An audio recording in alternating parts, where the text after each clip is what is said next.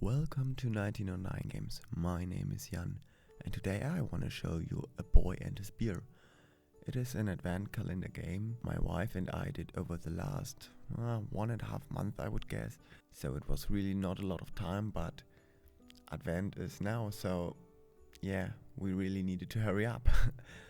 My wife did the story and I did the game for the story, and because it is an advent calendar game and it is a kind of walking simulation, the story is the most important thing, and my wife did really well on this. And we cut the story in 24 little parts, so you can play one part every day until Christmas Eve. I did the game in Unity and I learned so much. It was really a great experience. And it's not the first game I did. I did Blob 1 Stars, and for my university I did a game and a lot of prototypes, and at the moment my big project is Virus Online. It's a 2.5D platformer. And if you want to see how I do Virus Online, then you can subscribe to my channel, because I am doing a devlog. In the last month there was not a lot happening, but that will change now. And if you like this video, yeah, give it a like. And what I really learned from this project, and that's for me the most important stuff, don't overscale the project. Not like just a project, but don't do too much stuff in one scene or something, you know, because I really, on my PC, it worked fine. It really worked fine. We had a constant of 170 FPS, so really great. But I didn't test it on other devices, and that was the biggest mistake, and that is what I learned from it.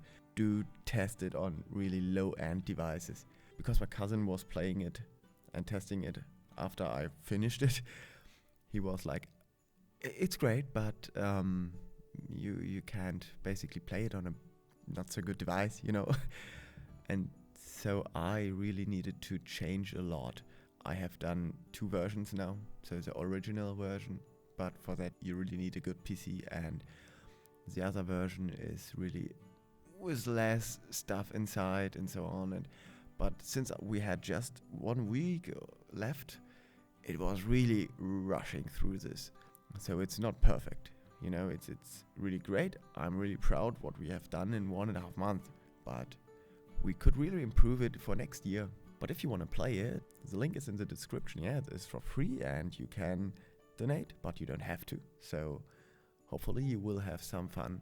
And I wanted to do a mobile version where you just read the story for people with a really bad PC that not can play the other version too. And I did the app, I made the app, but Google Play Store don't want me to publish it because I had a link inside the app, and this link leads you to the itch site where you can download the game for free, but you can pay. And so Google Play Store said you can pay for it, so, and we don't get something from it, so no, you cannot put this game on the App Store, because you could click on this link, could decide to download it, and then could maybe pay a little bit. That's not okay. So I cannot publish it, pretty sad, but now it's too late. We have just 1 day left, and if I do a change, they need to check it and it would take too long, and yeah, so maybe next year. But if you have a PC, that's not too bad. You can play the smaller version of the game, where you can turn on and off the grass, post-processing, and the snow and fog, and you know, like this you can play the game on a really low-end device, I would guess, so on a normal device, not low-end but normal device. And here you see, without everything, it looks really not that nice anymore, but you have the story and you have something to walk through and a little bit of peace every day, hopefully. And that is the reason we did the game. We wanted to give, in this really hard times with Corona and so on, a little bit of peace every day. There are a lot of people who cannot go outside, and a lot of people who really suffer and everything. And so we wanted to do something they could enjoy. Hopefully they can.